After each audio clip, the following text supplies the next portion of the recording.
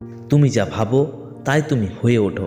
প্রতিদিন নিজেকে নিজে কিছু পজিটিভ আফার্মেশন বললে তোমার জীবন পাল্টে যাবে। 1.